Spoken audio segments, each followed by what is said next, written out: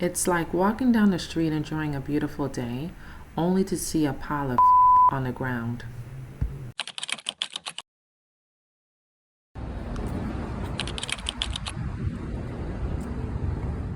Life will always throw you a curveball. The truth is, we've all had low moments. The question that's frequently asked is, how do I know it's not more than a moment?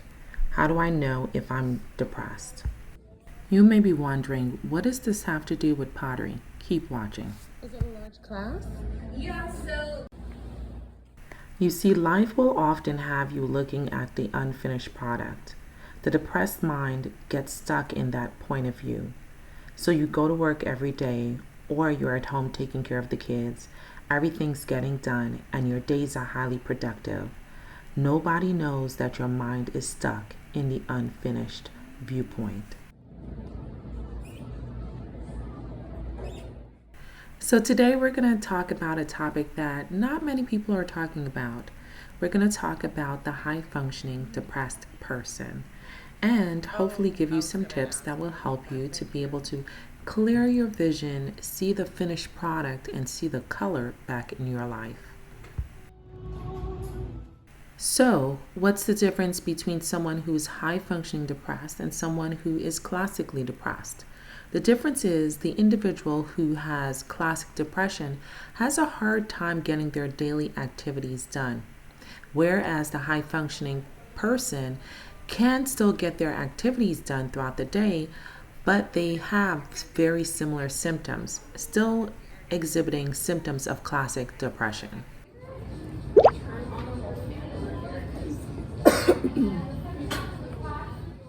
So, the interesting thing about depression is that oftentimes, if you ask most individuals what is a symptom of depression, they will often and commonly say sadness. For most people, when they think about depression, they think about somebody looking sad or feeling sad. Whereas depression is much more diverse than that. Patients who are depressed or individuals who are affected by depression oftentimes will exhibit not so stereotypical symptoms. And that's why it's important that we are aware of what the variety of symptoms are when it comes to depression.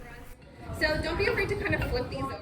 Statistically speaking, according to the CDC, in 2023, about 18.4% of US adults reported that they have ever had an experience of being depressed.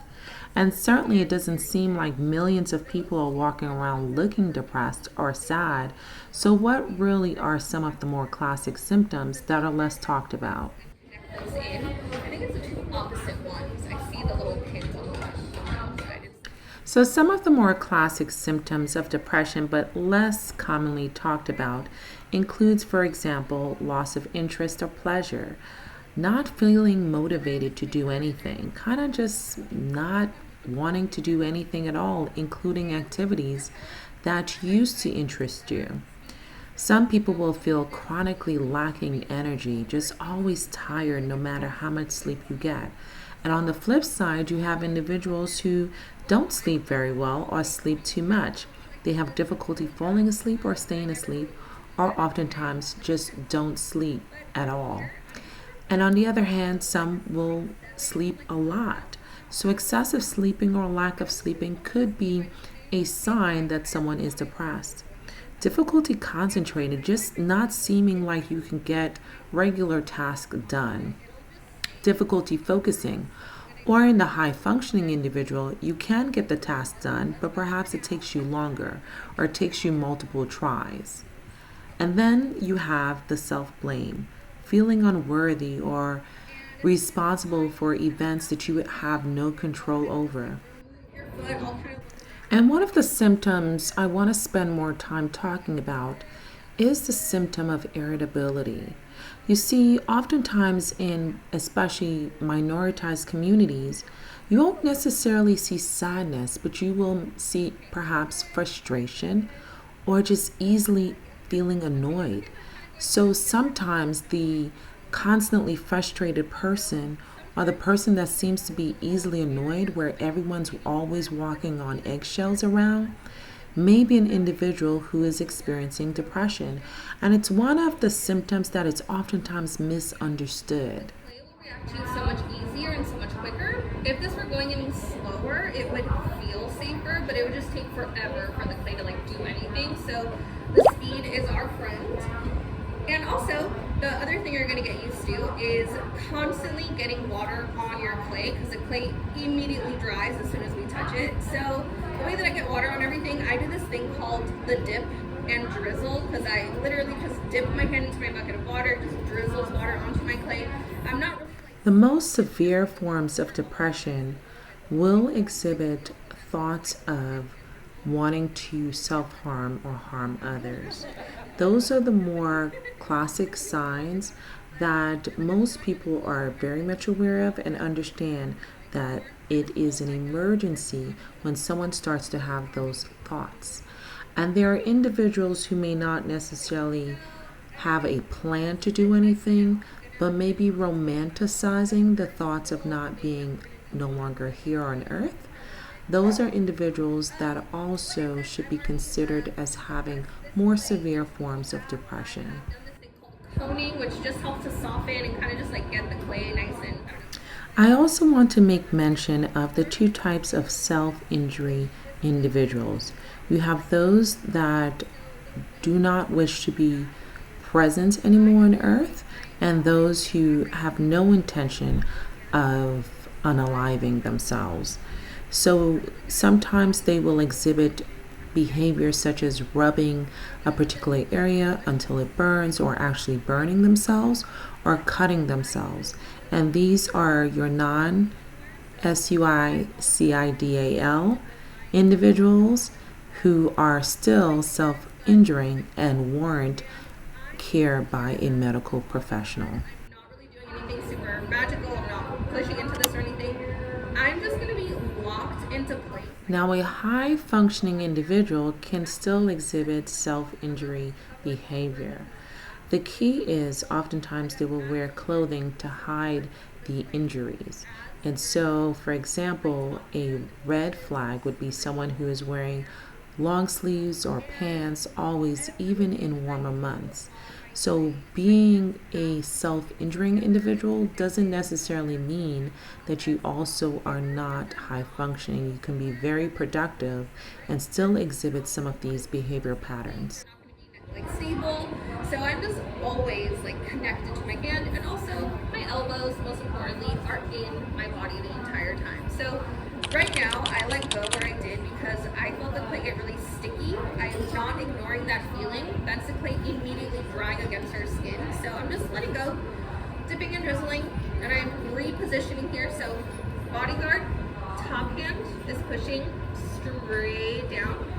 Letting go as soon as I feel that dry feeling. I'm letting go, getting water on there, pushing down. Depression can oftentimes feel like an isolating or lonely condition. And the key really from today is you are not alone.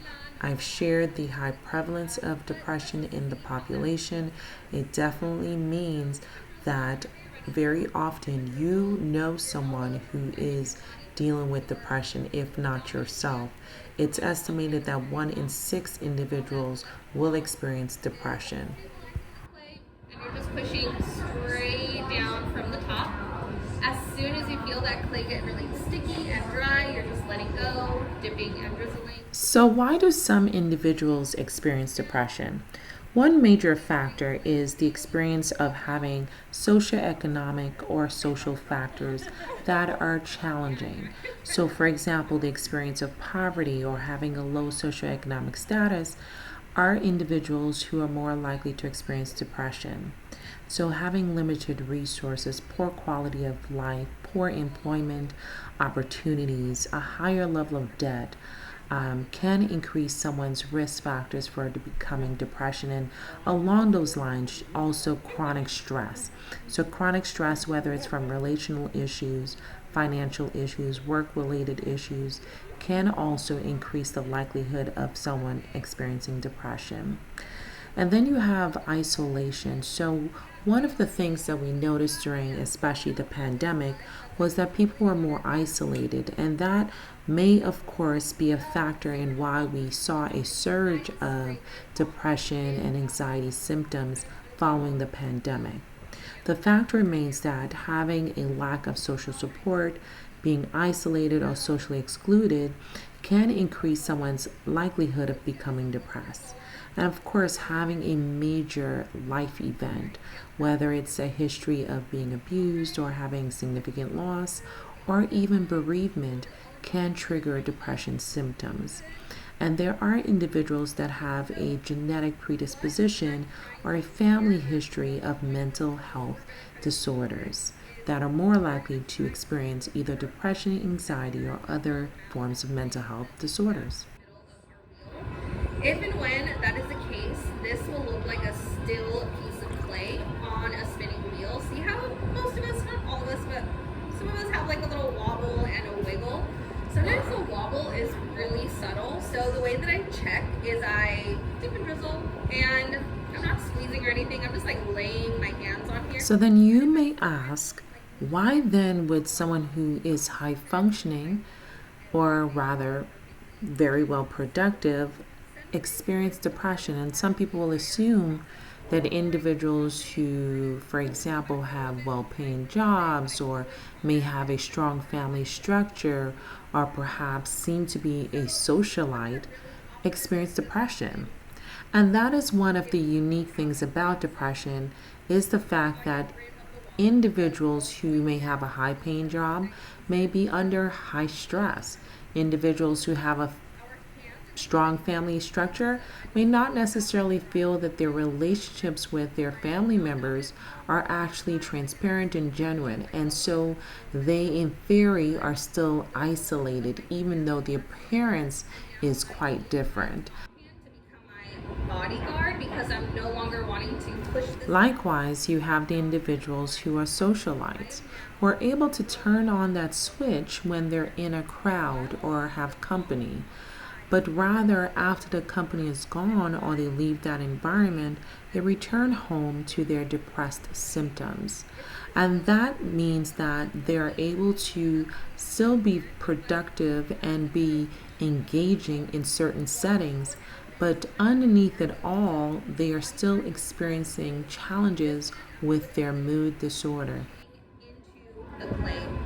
As long as I push in one consistent direction, I'm literally just pushing the clay into itself until. So then what do you do? Well, for individuals who believe that they may be experiencing symptoms of depression, the first thing you do is to get help. Make sure you contact your primary care clinician, or if you have a history with a therapist, reach out to your therapist so that you can be properly evaluated. Let's just like see what happens to our clay and feel it out, and I'm gonna start coming over in a few seconds and help us out. So dip and drizzle, dip and drizzle. If it is determined that you are in fact depressed, you will be asked to consider treatment options.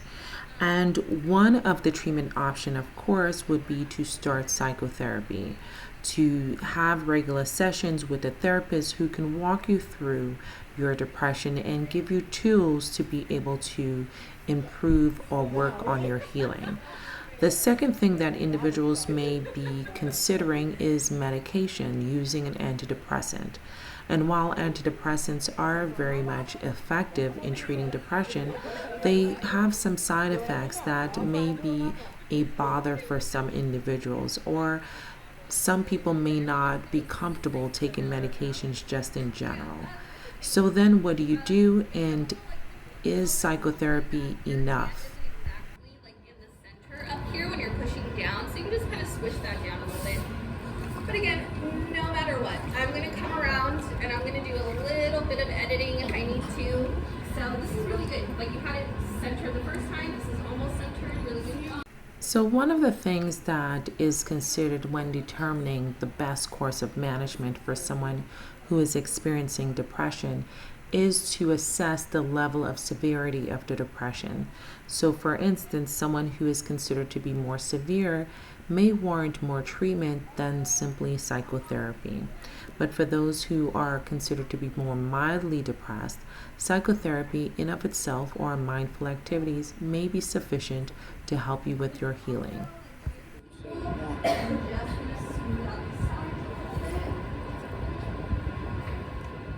Now, that we're nice and centered, I call this our little flan. I might have already said that because it just looks like a flan or a little. Someone said a wheel of brie the other day, so that too. So this is just like a solid chunk of clay. We don't want to leave this solid. So, for individuals who do not want to pursue any formal treatment, they may want to consider things like mindful activities. And mindful activities, when tested or examined against more traditional therapies like medications, have actually shown to be quite effective in a variety of ways. Let me explain. Let's all go ahead and dip and drizzle like twice, 3 times, just to get water on there again. So, mindful activities may actually present in a variety of options, and people practice mindfulness in different ways. It's a matter of figuring out what works well for you and what symptom you're trying to address or treat.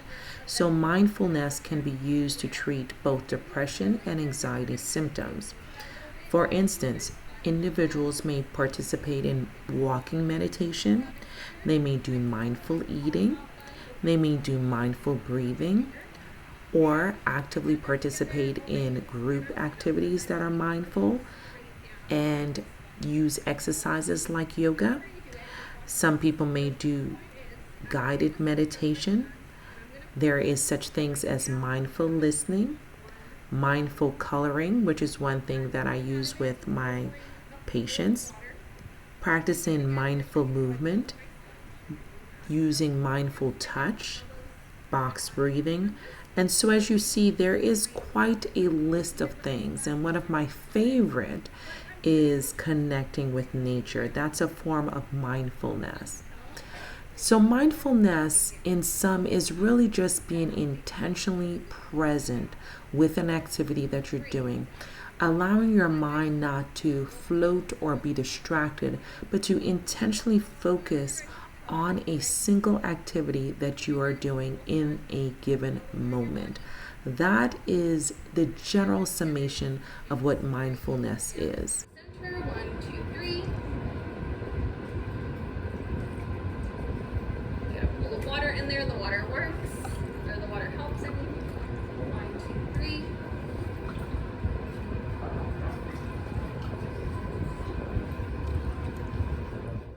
So, how effective is mindful activities? Well, one of the interesting thing is that mindfulness has been examined with respect to more traditional medications or specifically antidepressants.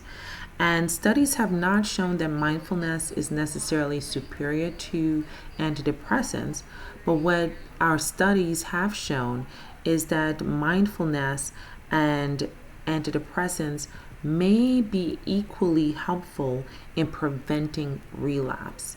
So, when you're dealing with someone who's concerned about relapsing, mindfulness may be just as effective as that individual being on an antidepressant.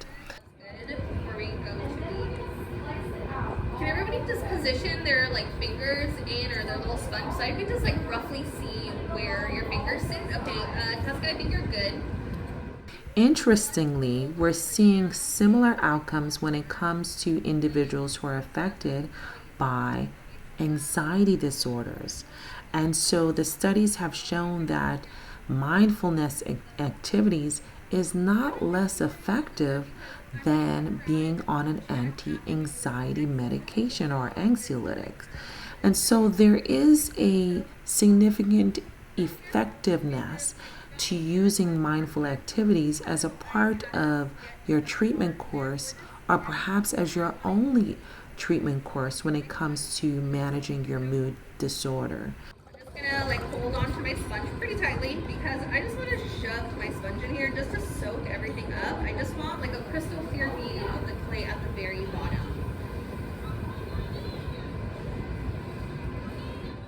So, one of the very common mistake that's made publicly in the general population is the confusion between mood disorders and psychiatric illnesses or mental illnesses.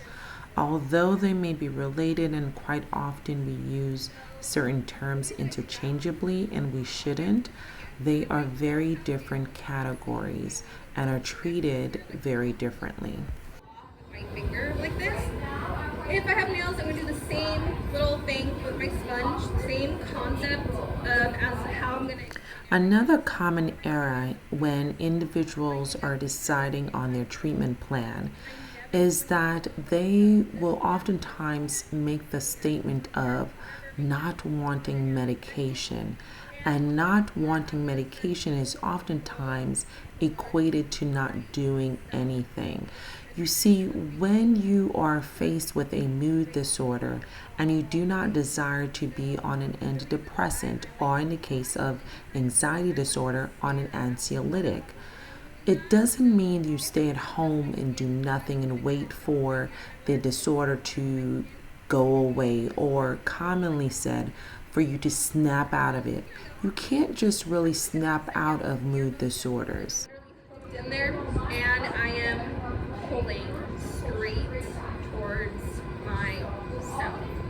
If you feel that, So, either as a part of a solo treatment plan or as a part of combined or combination therapy, when you are engaging in mindful activities, whether it is some of the activities that were mentioned before, connecting with nature, yoga practices, or in this case, for example, doing pottery classes, it is important to intentionally do those activities, and I'll explain why.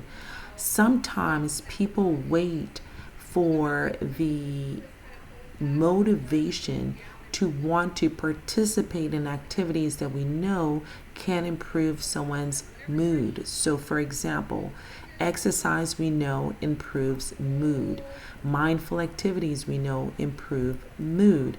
However, when you're faced with depression or dealing with depression, you won't get the motivation oftentimes because amotivational, or being amotivational, lacking the motivation to do things, even things that you previously had pleasure in, is a symptom of depression. And so, just like people get up every day and take their medication for their heart disease, if you are engaging intentionally in certain activities to help your mood, it's important to do them as an assignment rather than waiting for that pleasure to return or for that motivation to encourage you or to make you do that activity. And that's oftentimes a common error, is that people are waiting for the desire to participate in these activities rather than seeing the activities as actually part of their treatment. but again, you can do it when the wheel is stopped too. Just like get it.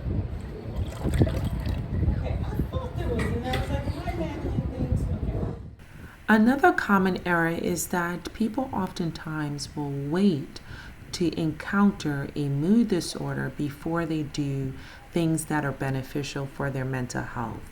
So, similarly to people exercising to prevent heart disease, taking vitamins and supplements or herbs to prevent nutritional deficiencies, resting so that their minds can be healthier, it's really important to see certain mindful activities not just as treatment options and opportunities, but also as preventive measures.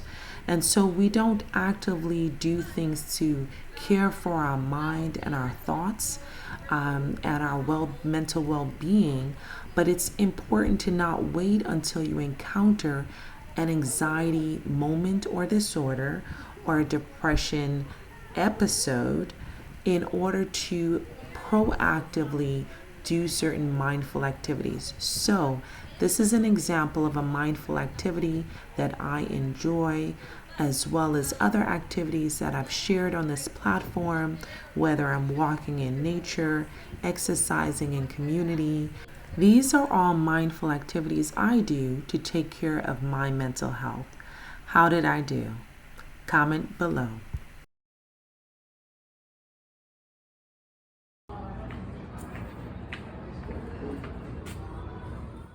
We thank you guys for joining us today. This is Dr. T, the hand behind the handle of Healthy Bump Club right here on YouTube and Healthy Bump Club on Instagram. We thank you guys for joining us. We hope this episode has been helpful and mindful for you.